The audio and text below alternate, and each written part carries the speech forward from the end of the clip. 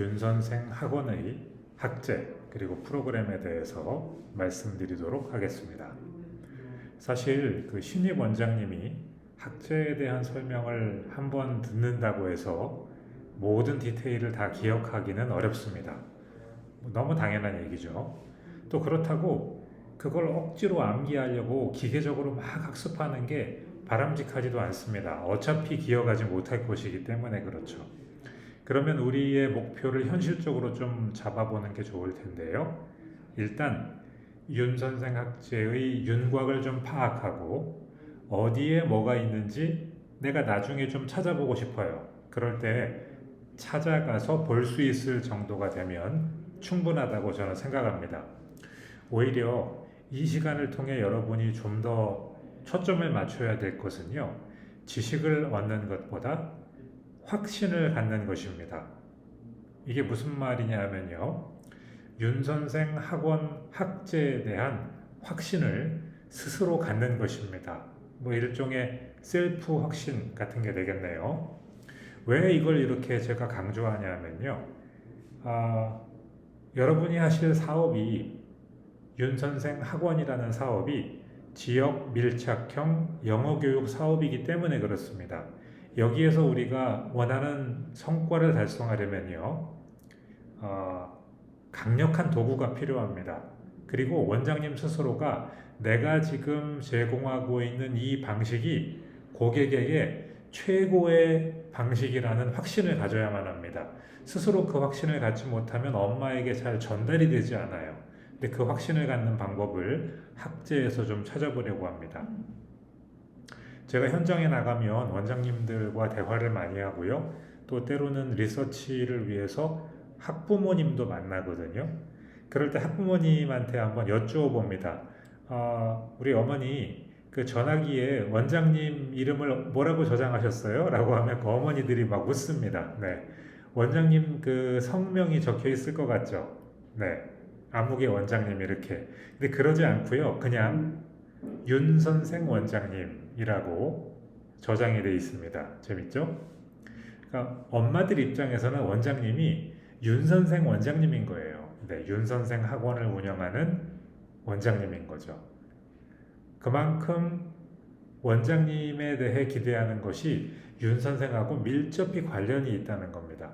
그리고 원장님 학원에 잘 보세요. 그 외관에 간판을 거실 텐데 윤 선생 IGSE 혹은 윤 선생 영어숲 이렇게 학원 이름으로 간판을 거시잖아요. 그러니까 엄마는 원장님에게 윤 선생의 학제 그리고 교재 그리고 학습법을 잘 알고 능숙하게 적용해 주실 전문가 그런 기대를 가지고 있습니다. 그 기대에 부응해야죠. 고객이 가지고 있는 기대를 충족시키고 때로는 그것을 뛰어넘는 퍼포먼스를 보여주면 고객은 굉장히 만족합니다. 감동하게 되고요. 원장님을 떠나지 않게 될 겁니다. 일단 상담 단계에서부터 원장님이 윤 선생 학원을 선택한 이유를 학부모가 충분히 납득할 수 있게 한 5분 이내에 설득할 수 있어야 돼요. 지금은 아마 조금 어려우실 겁니다. 물론 윤 선생을 내가 여러 심사숙고 끝에 선택은 했는데 그걸 남에게까지 정돈된 언어로 설득력 있게 말하는 건 쉽지 않은 일이죠. 어떻게 그걸 하시겠어요? 네, 학제에 대한 확신을 갖게 되면 그게 훨씬 수월해집니다. 자, 그래서요, 학제는 원장님을 위해서도 공부하는 거지만 원장님을 앞으로 만나게 될 학부모를 위해서도 공부하는 겁니다. 굉장히 중요하죠. 그래서 오늘 다룰 내용은 윤 선생 학원의 학제와 프로그램입니다. 자, 제가 드린 자료 가운데 윤 선생 학제 그 3번 자료가 있을 겁니다. 학원 신입원장 교육 학제라고 쓰여 있는 그 자료가 있을 텐데요. 그 자료를 하나하나 다 볼 건 아니에요. 그 중에 일부분만 조금 포커스해서 보고 나중에 원장님이 필요하시면 찾아서 보시는 레퍼런스로 활용하시면 될 것 같습니다. 자, 이 자료의 4페이지를 한번 가볼게요. 네. 윤 선생 학제의 연역을 보여주죠. 네. 1차부터 시작해서 2차, 3차, 그리고 4차 예스 4.0 학제까지 발전해 왔습니다. 근데 잘 관찰해 보시면 1부터 3차까지는 BEFL이라는 말이 있습니다. 그죠? 2001년에 시작했고 5년, 9년에 개정해서 10년 만에 2019년. 자, 이렇게 4차에 걸쳐 개정한 학제의 특징을 짧게 우리가 조금 살펴보려고 해요. 그 초, 중등을 4차에서는 분화했죠. 그리고 BM별로 특화했고 창의융합 커리큘럼을 넣은 게 특징이라고 했습니다. 각각이 무엇을 말하는지는 뭐 뒤에 가서 보면 될 테고요. 그보다는 이 BEFL이라는 이 표현을 조금 여기서 설명해 드리려고 해요. 처음 보시는 분들도 있기 때문에 그렇죠. 저 BEFL은 그냥 짧게 말하면 베풀 이렇게 부를 수 있겠죠. 베풀은 뭘 의미하냐면요. 뒤에 있는 이 EFL에 앞에 B자가 붙은 거예요. EFL은 English as a Foreign Language라는 말이죠. 그거에 머리 글자를 따서 만든 단어입니다. 그러니까 영어를 외국어로 공부하는 환경을 말하는 거죠. 영어를 외국어로 공부한다는 건 뭘까요? 바로 우리 아이들이 공부하는 환경을 말하는 거죠. 영어를 모국어로, 즉 first language로 공부한다는 것은 원어민 아이들이 공부하는 환경이 되겠죠. 혹은 영어가 모국어는 아니지만 공용어로 쓰이고 있어서 생활 환경 가운데 영어를 충분히 자주 접할 수 있는 환경은 second language 환경이라고 할 수 있겠죠. 우리 아이들이 현재 살고 있는 환경은 그 first language도 아니고 second language도 아닌 foreign language로 영어를 공부하는 환경이죠. 그래서 EFL 환경이라고 합니다. 자, 거기에서 공부하는 아이들이 가장 잘 공부하는 방법은 무엇인가? 그것을 고민한 결과물이 바로 윤선생 학제라는 말이 되겠습니다. 그러면 그 학제 앞에 왜 B라는 단어가 붙어 있는가? 그거는 balanced, 무엇의 밸런스를 갖추겠다는 말일까요? 베풀 학제가 추구하는 밸런스는요, 일상생활에서 사용할 수 있는 영어 능력.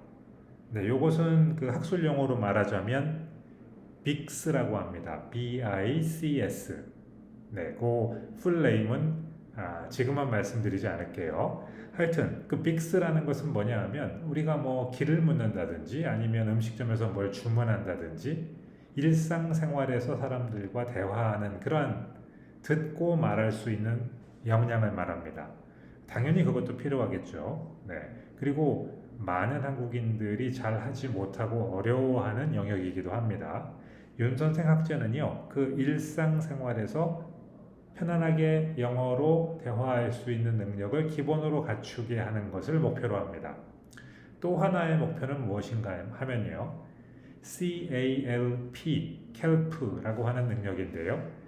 그거는 공부하는 데 필요한 능력입니다. 쉽게 말하면 아이들이 학교에서 내신 시험을 볼 거고요. 또 수능 시험도 볼 거고요. 또 대학에 입학하면 영어로 된 원서로 전공 공부를 할 겁니다. 그 중에 일부는 외국으로 또 유학을 가기 위해서 토플 시험도 보겠죠. 또 외국에 가서도 공부를 할 거고요. 그런 모든 학문적 공부에 필요한 역량을 CALP라고 합니다. CALP라고 하는 거죠. 그래서 아까 처음에 말한 빅스와 캘프 능력이 균형을 이루게 하겠다라는 거, 그게 윤선생 학제의 목적입니다. 목표입니다. 그래서 베풀이라는 이름으로 1, 2, 3차에 걸쳐서 그 균형을 잘 맞추어 왔습니다. 이제 예스 4.0에서는 그 베풀의 레거시를 그대로 간직한 채 창의융합 커리큘럼을 추가하고 또 4차 산업혁명 시대에 맞는 컨텐츠를 강화하고 또 챗GPT가 요즘에 핫한 토픽인데요. AI까지 도입하면서 학습법을 점점 더 발전시키고 있습니다. 자, 그 뒤에 내용은 뭐 차차 우리 윤 선생 학원을 운영하게 되시면서 알아가시게 될 거라고 봅니다. 자, 그러면 그 학제가 어떻게 생겼는지 좀 구체적으로 모양을 좀 볼까요? 이 자료 5페이지와 6페이지에 학제 표가 나와 있을 겁니다. 이렇게 포스터로 나와 있는데요. 어, IGSE 커리큘럼이 있고요. 그 다음 페이지에는 영어 수업 커리큘럼이 있습니다. 네, 여러분이 선택한 브랜드에 맞추어서 보시면 됩니다. 오늘은 편의상 IGSE 브랜드로 좀 보겠습니다. 초등학제 먼저 볼 거예요. 학제표를 한번 우리 조감해 보는 거죠. 조감이라는 말이 뭔지 아시죠? 네, 새의 눈으로 보는 것처럼 네, bird's eye view로 한번 쭉 훑어보는 겁니다. 아래쪽에서부터 한번 어떤 내용들이 있는지 볼까요? 네, 왼쪽에 파닉스가 있네요. 파닉스에는 예비 초등, 초등 그리고 예비 중과 중등에 해당하는 프로그램이 있습니다. 오른쪽에는요, 정글 비트라는 그 프로그램이 있습니다. 네, 그리고 이 왼쪽 열 이쪽을 보시죠, 이쪽. 네, 아래 루키부터 시작해서 라이징 스타 그리고 올스타 위로 올라가면 MVP까지 있습니다. 네, 이렇게 네 개의 커다란 덩어리로 이루어져 있네요. 이제 윗줄 쪽을 볼까요? 좀 작은 글씨로 되어 있죠. 네, 여기 요 부분을 보는 겁니다. 네, 여기 말하기라고 되어 있고요. 또 핵심 패턴 그리고 읽기, 그 다음에 쓰기, 창의융합 그리고 문법과 시험 대비 그리고 어휘까지 네, 영역들이 소개되어 있습니다. 자, 이렇게 시줄과 날줄로 엮여 있는 학제표를 하나하나 뜯어서 볼 것입니다. 그 다음에 조금 내려가서요. 7페이지 한번 볼게요. 네, 7페이지는요. 중고등, 즉 중등 학제입니다. 수능, 또 내신, 창의융합, 그리고 병행 과정까지 다루고 있습니다. 보통 원생들이 몇 살에, 몇 학년에 우리 학원에 오게 되나요? 뭐 다양하겠지만 원장님들이 보통 제가 보니까 선호하는 학년은 초등 저학년 때 오는 걸 제일 선호하시더라고요. 뭐 그 이상에서 와도 상관은 없지만요. 초등에서 원생이 된 아이가 내신에서 좋은 성적을 거두고 수능 영어에서 1등급을 받을 수 있는 수준까지 계속해서 학습할 수 있도록 되어 있습니다. 네, 학제표를 살짝만 보셨지만 처음에는요, 빅스 쪽에서 조금 포커스를 두었다가 점차 올라가면서 캘프로 무게중심이 이동하는 것을 볼 수 있습니다. 아까 제가 빅스와 캘프를 설명드렸는데요. 네, 일상생활에서 주고받는 커뮤니케이션, 그게 빅스라면 캘프는 공부하는데, 전공 공부하는데, 뭐 수능 공부하는데, 토플 공부하는데 그런데 필요한 역량이었죠. 무게중심이 서서히 이동하게 됩니다. 사실 제가 많은 원장님들하고 상담을 하는데 이 원장님들이 그런 말씀하시더라고요. 학부모를 만나보면 애들이 어렸을 적에 학교 미취학 단계나 초등 저학년, 뭐 심지어 고학년까지도 엄마들이 다양한 꿈과 목표를 영어 공부할 때 생각을 하시는데 중학교에 올라가는 순간 하나의 목표로 전부 수렴된다고 합니다. 천하통일된다고 해요. 그게 뭐냐 하면 내신과 수능입니다. 네, 어쩔 수 없는 거죠. 네, 치열한 경쟁을 하다 보면 내신에서 좋은 점수 받는 거하고 수능에서 등급 높게 받는 거로 목표가 모아질 수밖에 없는 것 같습니다. 네, 중등은 학부모의 그러한 변화되는 니즈에 맞추고 또 그 외 아이들의 역량을 기르는데 초점을 맞추어 가고 있습니다. 조금 내려볼게요. 8페이지로 가보겠습니다. 예스 4.0, 즉 현행 윤선생 학원학제의 특징을 좀 말씀드리면요. 일단 초등하고 중등을 분리했어요. 네. 초등과 중등을 나누는 거는요. 학부모의 니즈가 달라지는 거에 초점이 맞춰져 있습니다. 그렇다고 해서 그냥 엄마들이 원하는 거에만 다 맞추어 가다 보면 제때 해야 될 걸 하지 못할 수 있기 때문에 철저히 리서치된 기반에 의해서 목표를 설정하고 있습니다. 여기 지금 초등 영어에 대한 자신감을 갖추고 초등 영어의 기본을 완성하는 단계, 초등 과정이라고 했죠. 네. 그리고 위로 올라가면서 이게 자연스럽게 더 높은 수준으로다가 학습 목표를 맞추어 갑니다. 수능 마스터나 내신 마스터 같은 거. 근데 여기 좀 특징이 있는데요. 각 단계의 목표가 제시되는 거에 더해서 뭐가 있죠? 네, 이렇게 단어 수나 문장 수들이 전부 다 명시가 되어 있잖아요. 저런 단어나 문장 수를 카운트하기 위해서 정말 이렇게 손으로 셌을까요? 네, 왠지 그랬을 것 같지는 않죠? 네, 윤 선생의 모든 학습 자료는 코퍼스라는 그 시스템으로 빅데이터화 되어 있습니다. 코퍼스라는 거는 뭐냐 하면 우리가 사용하는 언어 데이터를 모두 다 집어넣어요, 컴퓨터에. 그러면 그 코퍼스가 모든 걸 분석해서 저렇게 사용된 단어와 문장의 개수, 그리고 난이도, 이러한 것들을 보여주는 겁니다. 철저히 저렇게 과학적인 방식으로 빅데이터화 되어서 수준에 맞게 학습할 수 있도록 조직되어 있습니다. 9페이지로 내려가 보겠습니다. 초등 과정에 이렇게 루키부터 MVP까지 이르는 모든 과정이 전부 어휘수 문장수가 분석되어 있다는 걸 볼 수 있죠. 중고등 단계도 마찬가지입니다. 수능 1등급을 받기에 충분할 정도의 언어학습 자료가 준비되어 있습니다. 자, 10페이지로 내려가 볼게요. 영역별 분리를 통해 균형 있는 발전을 추구한다라고 했잖아요. 네, 제가 그 베플이라는 거의 의미를 아까 말씀드렸습니다. 거기에 밸런스는 빅스와 켈프 간의 균형이라고 했잖아요. 처음에는 의사소통에 상당히 많은 중점을 둡니다. 그러다가 그 비중은 점점 더 이렇게 읽기, 쓰기, 시험 대비 문법, 어휘 이쪽으로 아카데믹 학습 역량으로 무게중심이 이동하게 되죠.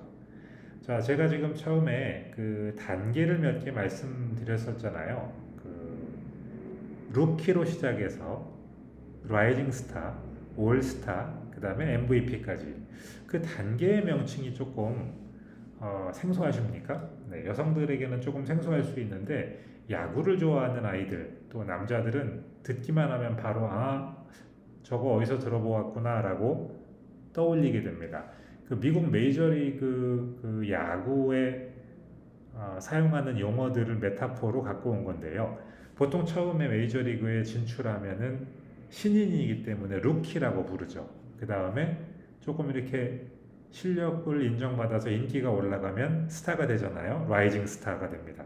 그리고 전국구로 좀 이름이 알려져요. 그럼 이제 시즌이 끝난 다음에 가을 올스타전에 출전할 수 있죠. 올스타. 그 다음에 가장 유능한 선수, 가장 실력이 좋은 선수가 되면 MVP까지. 네, 그래서 루키부터 라이징 스타, 올스타, MVP까지. 자, 잠깐 여기에서 멈추어 놓고 여러분이 그 이름을 기억하는지 스스로 한번 말씀해 보시겠습니까? 네, 잘하셨습니다. 네, 이렇게 조금 익숙해져 가시는 겁니다. 윤선생 학제에 어떠한 이름들이 있는지, 각 이름은 어떠한 학습 목표를 갖고 있는지 익숙해져 가시는 과정입니다. 자, 이제 단계별 명칭을 한번 외서 말해 보셨으니까요. 학제표로 다시 한번 컴백해 보겠습니다. 네, 여기 학제표, 초등학제표였죠.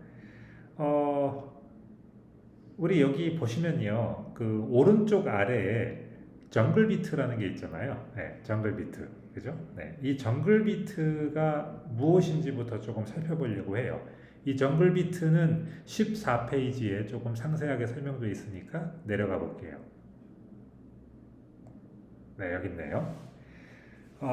애니메이션 기반의 놀이 영어 프로그램이라고 되어 있죠. 윤 선생 학원에서 사용할 수 있는 프로그램 중에 대상 연령이 가장 낮은 겁니다. 학원에 오는 아이들 중에는 미취학에서도 좀 오잖아요. 네. 근데 이게 미취학 대상으로 만들어지긴 했지만 영어를 처음 공부하는 초등 저학년, 1, 2학년들도요, 상당히 재밌게 공부하는 걸 저희가 알게 됐습니다. 애니메이션 기반으로 놀이 영어. 네. 근데 컨텐츠는 초등교육 과정을 반영한 겁니다. 여기 보면은 어휘수 문장수도 그렇게 많지는 않지만 분석되어 있는 걸 볼 수 있죠. 요거 유튜브에 그 정글 비트 검색하면은요, 실제 샘플 영상들도 조금 볼 수 있는데 한번 시간 내서 보시면 굉장히 재밌다는 거 아시게 될 거예요. 제가 학원 원장님들 몇 분하고 이야기해 봤는데 초등 그 저학년 왔을 때도 이 정글 비트를 이렇게 중간중간에 섞어서 굉장히 재밌게 공부시킨다고 말씀하시더라고요. 자, 다시 학제표로 올라가 보겠습니다. 학제표 요 왼쪽 아래에는 파닉스가 있었죠. 네, 지금 학제표를 하나씩 뜯어보는 거예요. 파닉스가 있었는데요. 요 파닉스에 해당하는 내용은 우리 이 자료 17페이지에서 볼 수 있습니다. 17페이지 여기 파닉스 소개되어 있고요. 아래로 내려가 볼게요. 자, 파닉스 프로그램입니다. 예비 초등부터 시작해 갖고 초등 그리고 예비 중 또 중등 파닉스까지 있네요. 처음에 이걸 보여드리면은요 질문을 이렇게 하시는 분들이 있습니다. 아니 파닉스가 하나만 있으면 될 것 같은데 왜 이렇게 프로그램이 많이 있죠? 이런 질문들을 하십니다. 왜 그렇게 많이 있을 거라고 생각하십니까? 수준별 파닉스라고 여기 되어 있는데요. 보통 파닉스는요 초등 저학년에서 가장 많이 학습합니다. 요 파닉스 요걸 가장 많이 학습하는데요. 근데 만약에 원장님 어떤 아이가 공부하러 왔는데 초등 5학년 정도 됐다고 해보세요. 저학년이 아니에요. 이미 5학년이에요. 그러면 어떻게 하죠? 아유 5학년이나 됐으니까 파닉스는 예전에 잘했겠지 하고 스킵을 하고 넘어가나요? 만약에 정말 이전에 파닉스가 잘 되어 있으면 큰 문제가 없습니다. 괜찮습니다. 그런데 그 아이가 파닉스 기초가 제대로 안 돼 있다면 어떻게 하실 거예요? 스킵하고 넘어가면요. 처음에는 아이가 5학년쯤 됐으니까 여기저기서 공부한 것도 있고 좀 들은 것도 있고 해서 그냥 그럭저럭 잘 적응을 하는 것 같습니다. 그런데 조금 지나가면은 바로 정체가 옵니다. 정체가 와요. 그래서 발전에 딱 한계가 생기는 거죠. 파닉스가 제대로 되어 있지 않으면은 반드시 그거를 제대로 챙겨주고 가야 됩니다. 근데 뭐로 챙겨주죠? 초등학교 저학년 아이들이 공부하는 교재로 공부를 하라고 하면요, 그 아이들이 싫어합니다. 우리 왜 그 영화 대사 중에도 그 유명한 말 있죠. 내가 뭐가 없지 가오가 없냐. 아이들도 그렇게 생각을 해요. 아이들도 체면이 있거든요.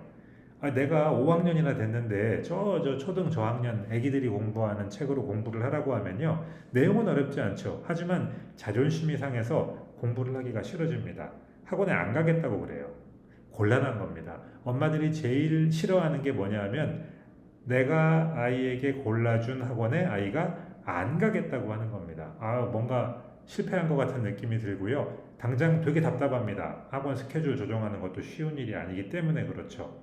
자, 그래서 그런 아이들은 자기 수준에 맞게 이렇게 예비 중 중등으로 공부할 수 있게 해줘야 됩니다. 그래서 이렇게 수준별로 파닉스가 다 있어야 되는 거예요.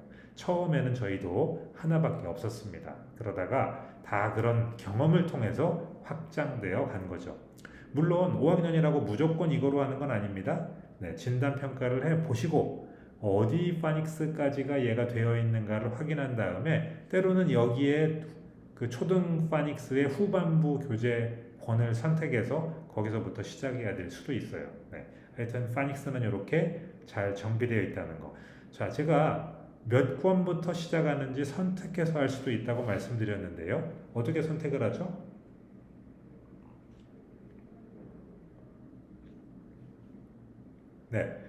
진단평가를 해보면 그 아이가 자음까지 공부가 되어 있는지 단모음인지 장모음인지 블렌드인지 다이그래프인지 또 혹은 다른 아더 바울스인지 어느 수준까지는 파닉스가 되어 있는데 그 다음부터 잘 안 된다는 게 드러납니다. 그러면 여기에 해당 권부터 시작을 해서 공부하면 되죠. 자, 요 각 권들의 어떠한 내용들로 공부하는 그 구성인지도 원장님들이 한번 이렇게 눈으로 익혀두시면 좋습니다. 이제 아이들이 이거로 공부하는 아이들이 생겨나고 경험을 하시다 보면은 점점 익숙해지게 되실 겁니다. 진단평가로 확인을 해서 필요한 권부터 시작을 하는데요. 약간 여유를 주고 학습하는 게 좋습니다.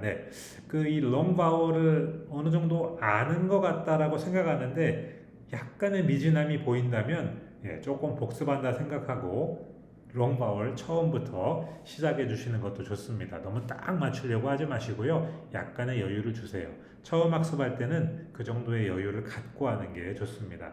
조금 쉬운 듯한 거로 공부하는 게 처음에 부드럽게 안착할 수 있기 때문에 그렇죠. 자, 파닉스하고 연계된 그 리딩들도 있는데요. sight was 또 자, 그날 그 파닉스의 특장점을 말씀드리는 거예요. 파닉스 규칙을 배웠다면 그게 적용된 리딩까지 공부할 수 있고 또 이렇게 놓치기 쉬운 sight was까지 꼼꼼하게 챙겨서 공부할 수 있습니다.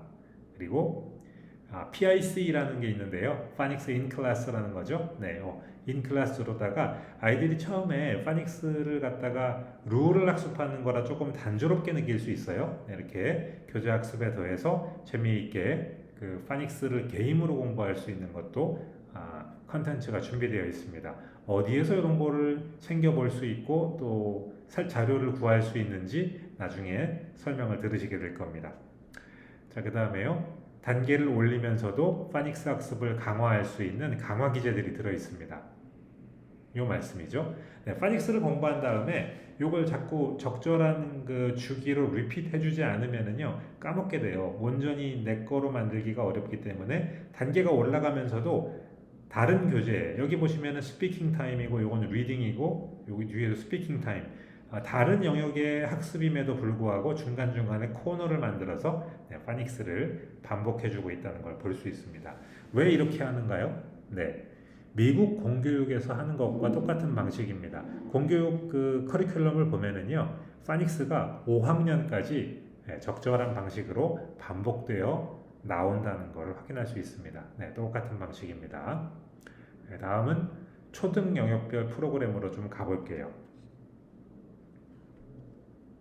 네, 여기 보면 말하기, 또 읽기, 쓰기, 문법, 어휘 영역별로 설명이 되어 있죠. 하나씩 조금 들어가 보려고 합니다. 초등 프로그램을 한눈에 보았고요. 먼저 스피킹 타임을 좀 볼게요. 스피킹 교재의 특징은요. 처음에 이야기했던 그 밸런스에서 빅스에 해당하는 거죠. 의사소통 능력을 배양하는 공교육 수행평가 대비교재입니다. 공교육에서도 처음에 이 커뮤니케이션을 굉장히 강조합니다. 영어로 듣고 말하는 능력이 꼭 필요하니까요. 그래서 스피킹 타임 교재를 갖다가 저희도 굉장히 비중 있게 다루고 있어요. 처음에 루키부터 올스타까지 루키, 라이징 스타, 올스타 이렇게 처음 세 단계에서 초등 단계를 갖다가 대응하는 교재를 두고 있습니다. 이런 상세 정보들 있잖아요. 한번 쭉 보시고 나중에 필요할 때 다시 방문해서 그 내용을 확인할 수 있는 레퍼런스로 두시면 좋습니다. 자, 스피킹 교재에는요 이렇게 스피킹 타임만 있는 게 아니라요 점프업 교재가 같이 있습니다. 스피킹 타임은 이런 내용으로 되어 있고요. 점프업이라는 교재가 함께 있어요. 요거는 그 패턴을 익히는데 굉장히 유용한 그 교재입니다. 그래서 좀 선택할 수 있는데요. 나중에 제가 배분 전략 할 때도 조금 말씀드리겠지만 스피킹 타임을 쭉 가고 다른 교재로 넘어가시는 분도 있는가 하면 중간중간 이 점프업 교재를 병행해서 공부시키는 경우도 있습니다. 좀 더 풍성하게 말하기를 할 수 있도록 도와주는 그 프로그램입니다. 다음에 리딩 프로그램으로 조금 넘어가 보면은요. 올바른 영어책 읽기 습관과 전략을 만들어주는 리딩 교재라고 했습니다. 자, 읽기 교재는요 철저히 문해력 발달에 초점을 맞춥니다. 파닉스를 공부한 다음에 읽기 능력을 이렇게 좀 발전시키는 게 딱 적절한데요. NRP라는 그 리서치가 있습니다. NRP라는 리서치가 있는데요. 요겁니다. 여기 National Reading Panel이라고 되어 있죠. 미국 국립읽기위원회. 요 NRP에서 만든 그 리서치 문서가 있는데 그 리서치 문서에 따르면은요 리터러시가 발달하는 단계를 이렇게 5가지로 두고 있습니다. 처음에 음소를 인식하고 파닉스를 룰을 학습하고 유창성이 발전하고 어휘가 늘어나고 리딩 컴프리hension이 좋아지는 거죠. 자, 근데 여기에 보면 그 윤 선생이 처음에 파닉스를 가르칠 때 굉장히 정성 들여 공들여 가르치고 있는데 요 음소 인식과 파닉스 요 두 부분이 하나로 묶여요. 사실은 음소 인식도 넓게 보면은 파닉스의 일부분이거든요. 그래서 파닉스를 철저히 학습한 다음에 문해력을 발달시키는 것을 굉장히 윤 선생 학제에서 중요하게 여기고 있습니다. 제가 이 리서치에 대해서 간단하게만 좀 소개를 해드리면 처음에 그 한 7, 80년대에 굉장히 미국의 이 언어학자들 사이에서 큰 논쟁이 있었습니다. 이걸 그레이트 디베이트라고까지 부를 정도로 굉장히 큰 논쟁이 있었는데, 그거는 언어를 처음에 가르칠 때 파닉스 방식으로 가르칠 것인가, 아니면 whole language라고 해서 총체적 언어학습법이라고 부르는 방식으로 가르칠 것인가에 대한 논쟁이었어요. 어떤 게 더 효과적인가? 이 총체적 언어학습이라고 하는 거는요, 흔히 요즘에 말하는 무슨 통문장 혹은 뭐 처음부터 파닉스가 아니라 단어를 보여주고 단어를 익히는 방식으로 뭐 요런 거랑 좀 이렇게 비슷한 맥락인데, 둘 사이에 굉장히 논쟁이 심했는데, 그래서 결국은 미국 의회에서 이 내셔널 리딩 패널이라는 위원회를 갖다가 만들게 됩니다. 국립읽기위원회라고 보통 번역하는데, 그래서 여기에서 굉장히 폭넓은 실증 조사 연구를 수행을 해요. 그 결과 보고서를 냈는데, 결론만 말씀드리면 파닉스를 명시적으로 가르치는 게 훨씬 효과적이다라고 결론이 난 겁니다. 네, 그 이후로 이거에 대해서는 뭐 어느 쪽이 옳다라는 말을 할 필요가 없어요. 이미 결론이 난 사안이니까요. 그래서 파닉스로 가르치는 게 효과적이라는 결론이 나니까, 그 결론을 발표하고 나서 거의 얼마 되지 않아서 윤 선생에서 바로 우리나라에 파닉스를 도입합니다. 근데 좀 재미있죠? 교육부에서 도입한 게 아니라 윤 선생이 도입했다는 거. 그래서 윤 선생은 아직도요, 파닉스에 대해서는 굉장한 브랜드 가치를 보유하고 있습니다. 한국에 처음으로 도입했고 가장 체계적이고 가장 잘 가르치기 때문에 그렇습니다. 자, 리딩 얘기하다가 잠깐 파닉스로 갔는데, 이렇게 음소 인식과 파닉스 기초가 단단히 다져진 다음에 그 위에서 리터러시가 꽃 피어나게 됩니다. 근데 윤 선생은요, 파닉스를 가르친 다음에 체계적인 리딩 프로그램으로 바로 연계를 해주죠. 리딩도 굉장히 탄탄하게 돼 있어요. 읽기 기초 심화 과정이 있고, 위로 올라가면서 수능과 창의융합 과정까지 다양한 주제의 풍부한 스토리, 그 다음에 여기 PWP 학습법을 기반으로 전략적인 읽기 훈련한다고 돼 있죠. 요거는 뭐냐 하면, 읽기 전에 프리 리딩, 그 다음에 읽는 동안 while reading, 그 다음에 요거는요 post reading, 읽은 후에. 그러니까 읽기 전과 읽는 동안에 또 읽은 후에 어떤 읽기 전략을 사용해야 되는지 아이들이 체화할 수 있도록 굉장히 철저하게 훈련하고 있다는 말이 되겠습니다. 근데 리딩 교재 굉장히 좋아요. 윤 선생 리딩 교재 다른 교재에 비해서 아주 좋습니다. 자, 스토리가 이렇게 다양하게 있다는 거, 그 다음에 PWP 학습법을 기반으로 이렇게 전략적인 읽기 훈련을 하고 있다는 것도 소개되어 있으니까 한번 참고해 보시고요. 문맥 속에서 어휘 문법을 학습해서 말하기 쓰기를 확장하는 학습 활동들이 잘 들어있어 가지고 수행평가 대비하는 데도 아주 좋습니다. 자, 다음으로 라이팅 교재로 넘어가 보겠습니다. 사실 라이팅이 되게 어렵거든요. 배우기도 어렵고 가르치기도 어려운 게 라이팅입니다. 대학 가서도 이 라이팅은 계속 공부를 하게 되더라고요. 라이팅 타임 교재는요, 아주 체계적인 글쓰기 훈련 프로그램이에요. 그래서 세부 내용은 이렇게 되어 있으니까 나중에 자료에서 한번 보시고요. 라이팅 그 교재를 만들 때 이런 걸 염두에 두고 만들었습니다. 처음에 파닉스 단계에 그 알파벳이나 단어, 문장 이런 것들을 워크북에다가 그대로 베껴 쓰는 것부터 시작하는 거예요. 그러다가 라이팅 프로그램까지 올라오게 되면은요, 조합해보고 또 약간 큐를 줍니다. 이렇게 한번 써보세요라고 가이디드 라이팅을 하고 스스로 내 컨텐츠를 갖다가 머릿속으로 생각해내고 조직해서 써보는 단계까지 점진적으로 발전할 수 있도록 도와주고 있습니다. 체계적인 글쓰기 훈련 프로그램이라고 했잖아요. 기본 그 브레인스토밍을 하고 드래프트를 쓰고 그걸 고쳐보고 다양한 이렇게 편집도 한번 해보고, 그래서 그걸 발표하거나 아니면 선생님에게 제출하는 문서로 완성하는 것까지 체계적으로 훈련할 수 있게 되어 있습니다. 라이팅 교재를 다루면서 우리가 배울 수 있는 아주 좋은 도구가 바로 이 윤스 아이디어 맵인데요. 6개의 아이디어 맵을 주제가 주어지면 어떤 아이디어 맵을 사용해서 요 글을 써볼까 이렇게 스스로 생각해서 자신의 글을 써보는 훈련을 할 수 있게 됩니다.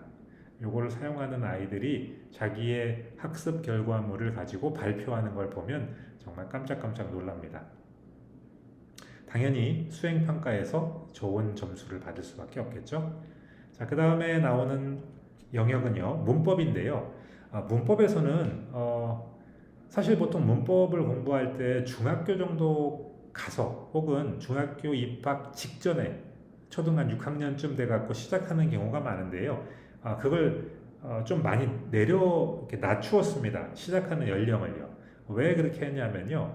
초등학교 3, 5학년에서부터 물론 이때 아주 어려운 용어들을 익히는 건 아니고요. 문형 훈련을 좀 중심으로 하고 좀 흥미를 갖고 공부할 수 있는 교재로 만들어서 처음에 이때 한번 그 소개를 하는 거예요. 그 다음에 초 5, 6에 명시적으로 학습을 하고 중학교 가서는 실전적인 문법 학습을 하도록 초등부터 중3까지 문법 전반적인 내용을 한 5, 6회 정도 순환 반복할 수 있도록 구성해 놓았습니다. 학원 교재답게 그렇게 만들어 놓은 것이죠.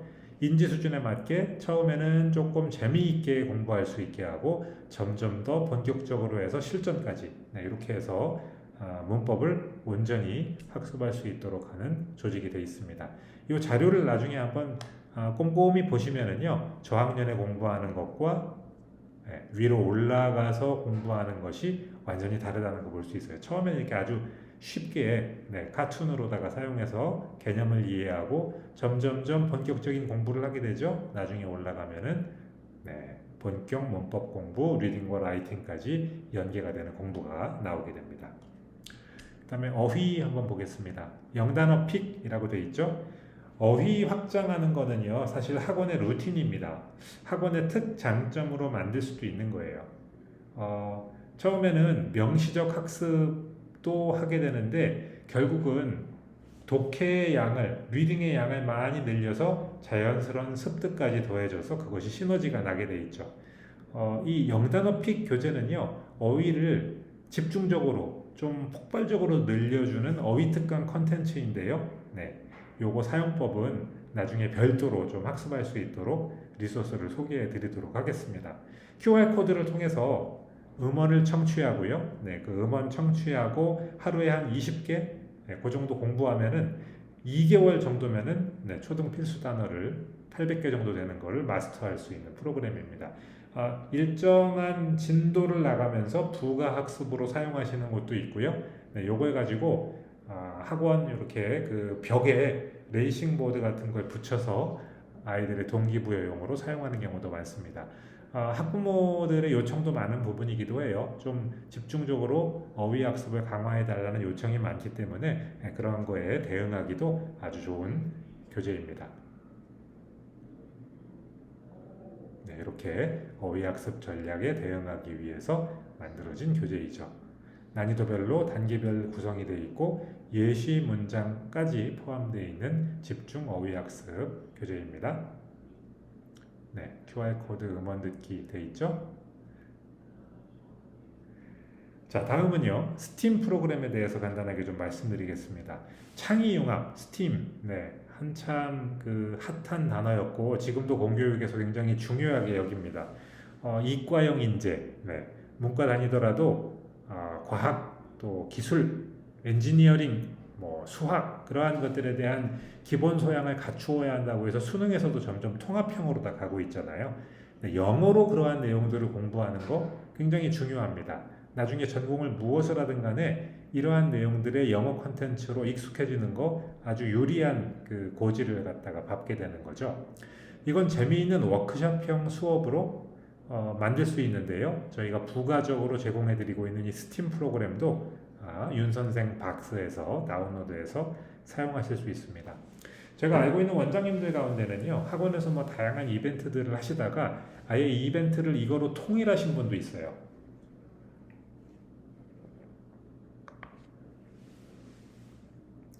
모든 학원 이벤트를 스팀으로 다 통일해버린 거죠. 그 스팀하는 날은 아이들이 재미있게 학원에 등원해서 마치 게임이나 놀이하는 것 같은 그런 느낌을 받는다고 하더라고요. 네, 이 스팀을 어떻게 활용하는지는 이 리소스를 받아보시고 또 교육방송 교재 그 프로그램을 통해서 익히실 수 있습니다. 이런 게 있다 하는 정도 알아두고 넘어가겠습니다. 자, 중고등 프로그램 이렇게 돼 있죠? 네. 중고등은 보통 학습의 모든 목표가 내신하고 수능으로 통일되죠. 네, 수행평가 좋은 점수 받아야지, 또 중간 기말고사 잘 봐야지, 그리고 수능 영어 1등급 받아야지. 네, 그래서 그러한 것들에 대응하는 프로그램들 교재가 되어 있고요. 디베이트나 프레젠테이션 같은 라인이 있는데요. 디베이트 프레젠테이션 같은 것들은 결국은 우리가 더 높은 공부를 하려면 대학에 가서 영어로 프레젠테이션도 하고 또 디베이트도 하고 또 어떤 경우는 유학을 가서 영어로 진행되는 수업에 참여해야 될 수도 있잖아요. 사실 또 유학을 가지 않아도 요즘에는 영어로 전공 수업을 하는 경우도 굉장히 많습니다. 그러한 데서도 자신을 가지고 공부할 수 있도록 연습하는 프로그램들이 준비되어 있습니다. 자, 지금 이제 모든 요소들을 다 고려해 봤어요. 이렇게 요소들을 다 고려해 본 다음에 학제표로 한번 컴백해 볼까요? 네, 아까 5페이지에 있는 이 학제표. 네, 이런 학제표. 정글 비트부터 시작해서 파닉스를 거쳐 루키, 라이징 스타, 올스타, MVP를 가서 그 다음에 중등 학제표, 수능 내신 창의융합 마스터까지 가는 학제표를 다시 보니까 처음에 봤던 학제표와는 좀 느낌이 다르죠? 네, 세부 구성 요소들에 무엇이 있다는 것을 갖다가 한번 살펴보았습니다. 자, 그러면요, 이렇게 다양한 교재들이 갖추어져 있는 윤선생 학제, 우리가 어떻게 빨리 공부를 하고 익숙해질 수 있을까요? 그거 참 숙제네요, 그죠? 이 교재 연구를 할 때요, 저는요, 원장님들한테 한 방에 끝내려고 하지는 마셔라, 이렇게 말씀드립니다. 정말 이거 한 번에 하려고 하면요, 저렇게 많은 방대한 자료를 한 방에 가는 수가 있습니다. 그렇게 하지 마시고, 아이들의 학습을 따라서 하나씩 같이 해보시면 좋을 것 같아요. 그러면 한 아이가 공부하는 걸 따라서 나도 하나하나 교재에 익숙해지다 보면 어느 순간 일정한 시간이 지나면 윤선생 학제의 전문가가 될 수 있습니다. 교재 연구하는 방법을 좀 보여드리면요. 윤선생 학원 LMS 우리 사용법 배웠죠? 시스템 강의에서 이미 다룬 겁니다. 거기에 가면 학원 LMS 사이트에 교사용 가이드, 티처스 가이드가 있죠? 네, 거기에서 배풀교재 관리 지침서를 클릭해가지고 내용을 볼 수 있습니다. 자, 그러면 교재는 거기에서 보고 교재 연구할 때는 음원도 들어봐야 되잖아요. 네, 여기 스마트 윤쌤에 가시면은 스마트 윤쌤 URL이 있죠? 거기에서 로그인 하시고 윤스TV에서 교재 연구에서 학원 클릭해서 IGSE 영어숲 교재 연구 이 부분을 선택해서 수강 신청한 다음에 들으실 수 있습니다. 교재를 보면서 티처스 가이드를 하나의 그 폴더에 다 다운로드 해놓고 내가 원하는 교재를 열어놓고 스마트 윤쌤에서 그 교재 음원을 들어보시면 아이들이 어떻게 공부하는지 아실 수 있는 거죠. 앞서 시스템 강의할 때 우리 그것도 봤잖아요. 아이들이 그 학습 활동하는 것까지 모두 다 이렇게 한 본부장님이 나오셔가지고 하는 걸 봤잖아요. 네, 그런 방식으로 모든 걸 공부하려면 시간이 너무 많이 걸리겠죠. 그러니까 거기에서 학습 활동이 이루어지는 것들은 대략 파악하시고 교재 연구에서는 그냥 쭉 플레이되는 음원을 들어보시는 거로 해보시면 충분합니다. 자, 이렇게 교재 연구를 해보실 수 있다는 거 말씀드렸고요. 이왕 스마트쌤 얘기를 했으니까 몇 가지 얘기를 좀 더 드릴게요. 그 스마트쌤 그 유스TV 그 사이트에서는요, 이런 방송들이 나오고 있는데 한번 참고해 보시면 좋아요. 네, 요거 좀 공부해 보시면 좋을 것 같아요. 아까 이야기한 IGSE 영어숲 교재 연구 과정을 갖다가 한번 쭉 교재 연구로 공부하신 이후에 학제, 지금 오늘 예스 4.0 학제에 대해서 말씀드렸는데 1959번 방송 코드 검색해서 공부하시고 진단평가와 학력평가 어떻게 하는 건지도 요 방송 코드들을 활용해서 공부해 보시면 좋습니다. 네, 학제와 평가에 대한 학습 영상 페이지까지 말씀드렸습니다. 자, 그리고 지금 새로 학원을 개원하셨으니까 윤선생 학원 그 원장님들이 어떠한 내용들을 공부하면 좋은가 소개해주는 그 스마트 윤쌤 과정도 있거든요.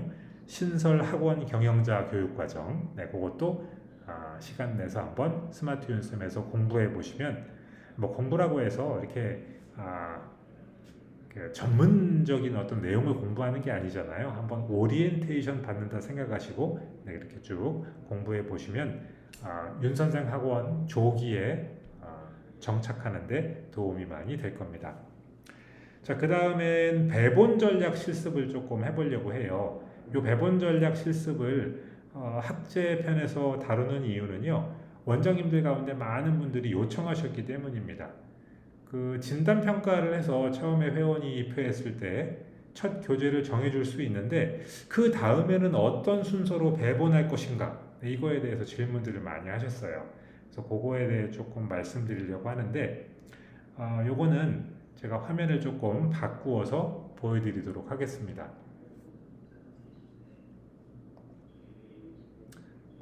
자, 원장님들에게 카톡으로도 좀 보내드릴게요. 카톡으로도 좀 보내드릴 텐데 그 카톡방에 있는 거를 참고하셔도 되고요. 지금 이 화면도 같이 보시면서 하면 좋습니다.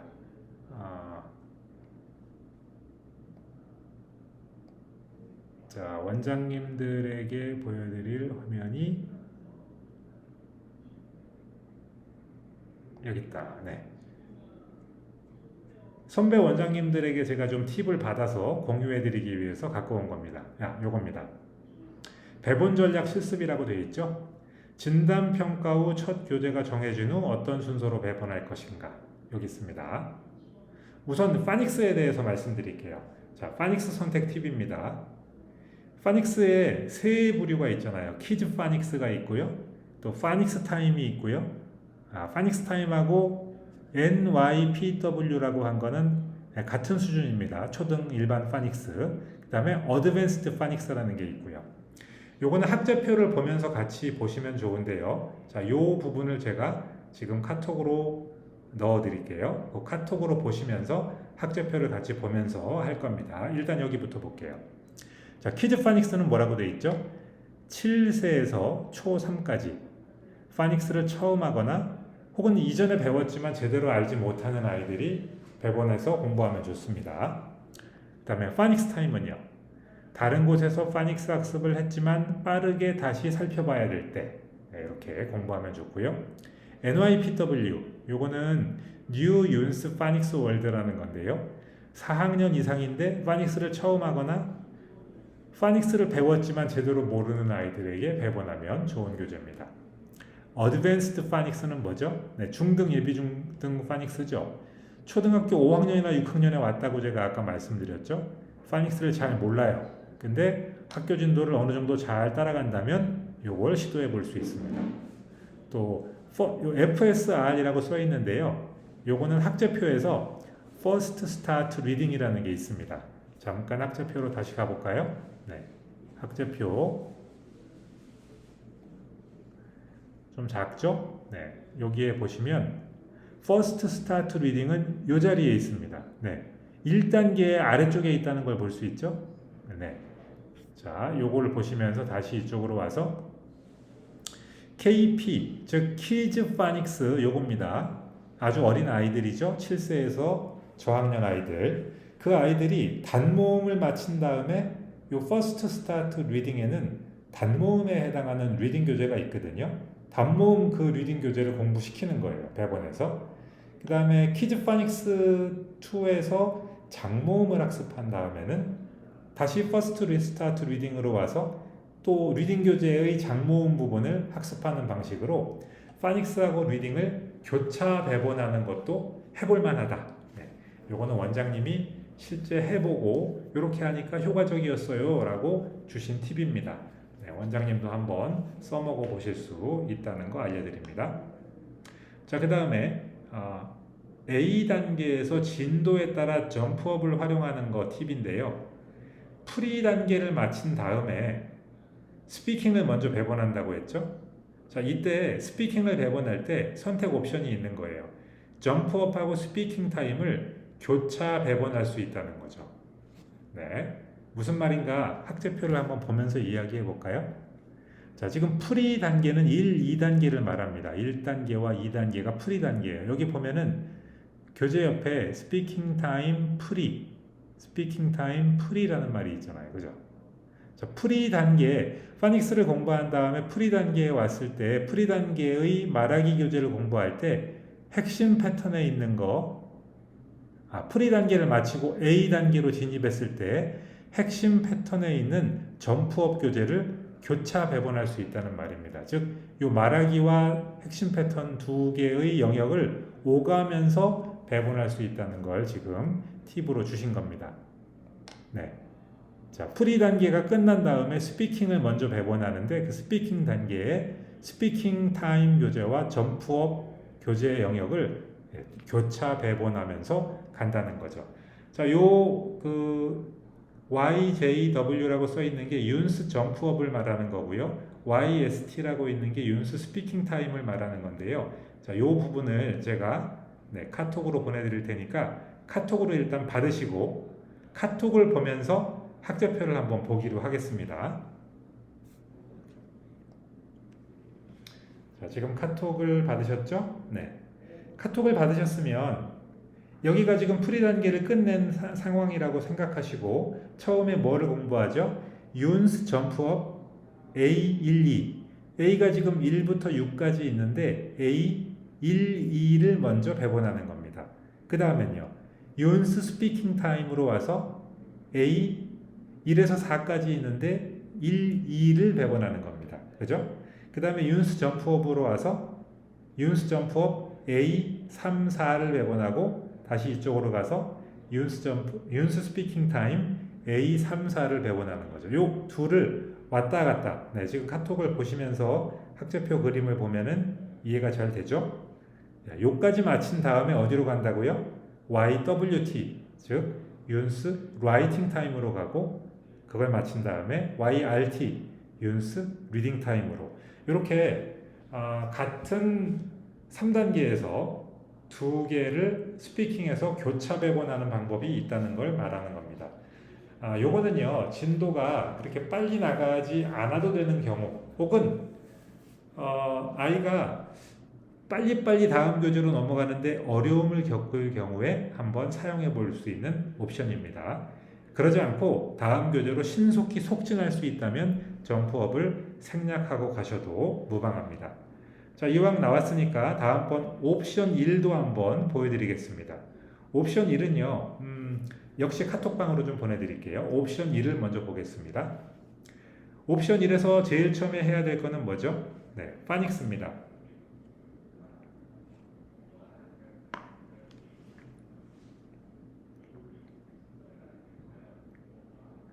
아래쪽에서 파닉스를 공부했을 거고요. 파닉스를 공부한 다음에 키즈 파닉스를 공부했거나 일반 파닉스 타임을 공부했겠죠. 그 다음에 학자표로 올라와서 ST라고 되어 있죠. ST는 스피킹 타임을 말합니다. 윤수 스피킹 타임 요 부분이죠. 스피킹 타임에 프리 1을 배분합니다. 요걸 배분하는 겁니다. 그 다음에 뭘 배분했죠? FSR, 네, 윤수 First Start Reading을 배분합니다. 그리고 다시 리딩 타임으로 가서요. 프리 1, 2를 배분합니다. 바로 위에 있죠. 그 다음에는요. 다시 스피킹 타임으로 와서 프리 2를 배분합니다.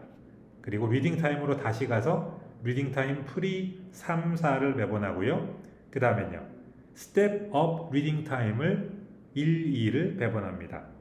그리고 스피킹 타임으로 다시 넘어오죠. 이쪽에 있습니다. A 단계로 위로 올라왔어요. 스피킹 타임에 A 1에서 4까지를 공부합니다. 그 다음에 이쪽으로 넘어와서 리딩 타임에 A 1, 4를 공부하고 라이팅 타임으로 가서 A 1, 2를 공부합니다. 그 다음에 GQT라고 되어 있죠. 네, 요거는 그래머 퀘스트 타임을 말하는데요. 어디 있을까요? 네, 여기 문법 시험 대비 영역에 있겠죠. 그래머니까 여기 네, A 단계에 1, 2가 있습니다. 요거를 배분합니다. 처음에 배분 순서를 이렇게 잡는 거예요. 그게 기본입니다. 옵션 1번이죠. 근데 여기에 약간 베리에이션을 준다면 아까 말씀드린 것처럼 파닉스를 공부할 때 장모음 공부한 다음에 First Start Reading의 장모음에 해당하는 거를 교차 배분했다면은 요거는 이미 공부했으니까는 순서에서 빠지게 되겠죠. 네, 그런 식으로 베리에이션이 들어갈 수 있습니다. 또한 스피킹 타임을 다 끝내고 리딩 타임으로 가는 경우도 있지만 그거를 이렇게 중간중간에 한두 권씩 섞어서 배분하는 경우도 옵션으로 고려할 수 있습니다. 한번 옵션 2에서 그게 어떻게 되는지 볼까요? 옵션 2입니다. 일단 파닉스 먼저 공부했죠? 그 다음에 리딩 타임으로 가서 프리 3, 4를 공부합니다. 리딩 타임에서 프리 3, 4를 공부한다는 거는 뭐죠? 네, 여기 있잖아요. 요 두 개가 벌써 빠져 있다는 거죠. 네. 아이가 어느 정도 읽기 실력이 있는 거예요. 진단평가 해보니까. 네, 파닉스 영역을 한 다음에 바로 이쪽으로 집어넣었다는 거죠. 그 다음엔 조금 속도를 내서 어떻게 하죠? 스피킹 타임 A1, 2로 넘어갔습니다. 그리고 A1, 2까지만 공부하고 지금 3, 4를 하지 않은 채 어떻게 했어요? 리딩 타임으로 넘어와서 A1에서 3까지 공부를 합니다. 그 다음에 스피킹 타임으로 다시 넘어가서 3, 4를 공부하고요. 라이팅 타임으로 넘어와서 A1만 공부합니다. 그리고 리딩 타임 4를 공부하고 그 다음에요. 리딩 타임에서 B로 넘어가서 3을 공부합니다. 그리고 그래머 타임으로 넘어가서 C에서 1에서 3을 공부하죠. 여기 있습니다. 그 다음에 리딩 타임으로 다시 넘어와서 C에서 1에서 3을 공부하고 지금 옵션 2는 보니까 어때요? 이 가는 속도가 좀 성큼성큼 가는 느낌이 있습니까? 네. 조금 잘하는 아이가 들어왔으면은 이런 식으로 혹은 학년이 좀 높은 단계에서 왔으면은 이런 식으로 베리에이션을 사용하는 경우도 있습니다. 요거는요 처음에 원장님이 1번 회원과 2번 회원 처음 관리하는 애와 두 번째 관리하는 아이에게 배분을 해보시면서 요 속도를 어느 정도로 조정할지 터득이 되실 겁니다. 이 기본 옵션 하나를 가지고 한번 해보시고 그 다음에 내가 이제 아이를 직접 관찰할 수 있잖아요. 그 아이를 보고 요 옵션 안에 있는 순서를 본 다음에 적절히 위아래로 조정이 가능합니다. 옵션 3번도 한번 볼게요. 네. 파닉스 공부를 이미 했어요. 한 다음에 리딩 타임 프리로 올라가서 3, 4를 공부합니다. 그리고 스피킹 타임으로 와서 어떻게 하죠? 스피킹 타임에 A1, 2를 공부합니다. 여기에서. 그 다음에 다시 리딩 타임으로 가서 A1만 공부하고요. 스피킹 타임으로 와서 A3, 4 공부하고요. 다시 리딩 타임으로 가서 A2, 3 공부하고요. 그 다음에 라이팅 타임으로 가서 어떻게 했죠? A1, 2 공부하고 그 다음에 스피킹 타임에 B1, 2로 올라갑니다. 그리고 나서 리딩 타임에 A4로 내려갑니다. 이거 좀 특이하지 않나요? 제가 그래서 빨간 글자로다가 이렇게 표시해 놓았는데요. 이 원장님은요, 아이들을 학습 관리를 좀 해보다 보니까 리딩 타임 A4권에서 조금 어려워하는 아이들이 좀 있었던 것 같아요. 그래서 리딩 타임의 A4권은 조금 따로 떼어 놓았다가 라이팅 A12, 그 다음에 스피킹 B12를 공부한 다음에 다시 공부를 시켜보니까 그 사이에 넣어서 시켜보니까 부드럽게 넘어갔다고 합니다. 자, 이것도 원장님도 해보시다 보면 조금 나한테는 이게 맞는 것 같은데 하는 이 원장님처럼 그런 것들을 발견도 하실 수 있어요. 그래서 이렇게 특별한 경우도 있었기 때문에 제가 참고하시도록 넣어 놓았습니다. 그 다음에는 순서대로 가죠. 네, 스피킹 타임에 B3, 4로 갔습니다. 여기 스피킹 타임에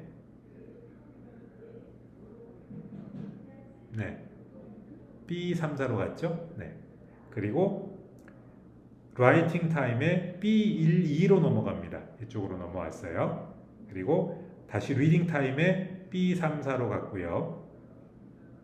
다음에 그래머 타임 C로 넘어가죠. 그래머 타임은 C에 있으니까요. 여기 C1, 3까지 공부하고 스피킹 타임으로 와서 C1, 3으로 하고요. 다음에 리딩 타임 C1, 3 그리고 라이팅 타임에 가서 C1을 공부합니다. 네, 라이팅 타임에 C1 공부하고 리딩 타임에 D로 넘어가서 여기 있네요. 1, 3 공부하고 그 다음에 그래머 타임에 E로 넘어가서 1, 3을 공부합니다. 그래머 타임 2가 어디 있을까요? 여기 있죠? 1, 3 여기. 자, 요 순서대로 제가 지금 쭉 적어 놓았으니까요. 그거 보고 참고해서 공부시켜 보시면 되겠습니다. 마지막 옵션 4가 남았습니다. 옵션 4도 한번 보겠습니다. 파닉스를 기본으로 공부하고 그 다음에 스피킹 타임 프리 1 네, 여기 있죠? 그리고 리딩 타임의 프리 1, 2 여기 있습니다. 그리고 스피킹 타임에 다시 와서 프리 2 그 다음에 리딩 타임의 프리 3, 4 여기 있네요.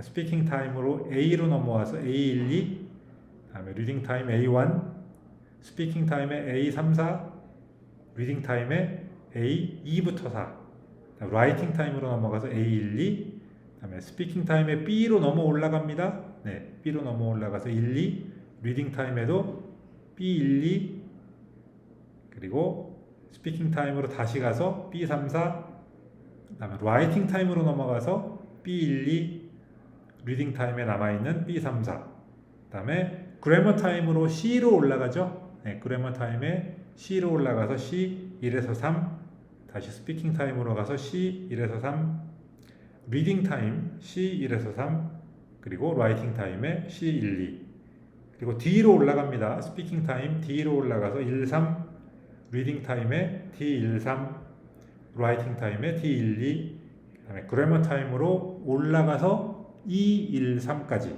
네. 이렇게 초등 전체 배분 흐름을 갖다가 고려했습니다.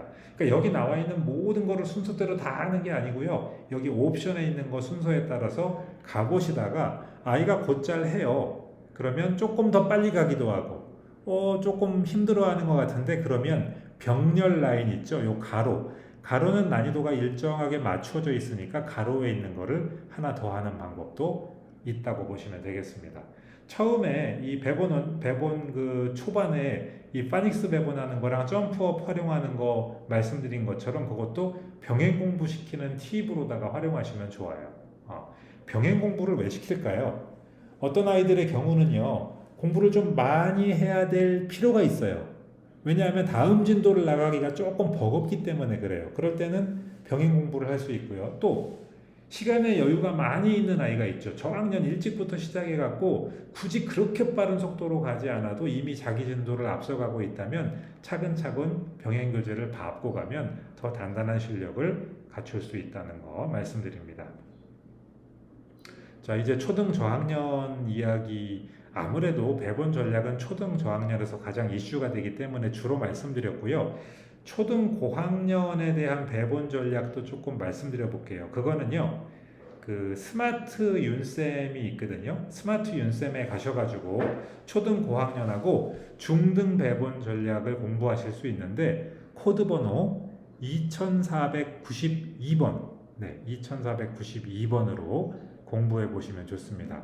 스마트 윤쌤 아까 그 보는 방법 알려드렸으니까 거기에서 해보시면 좋을 것 같아요.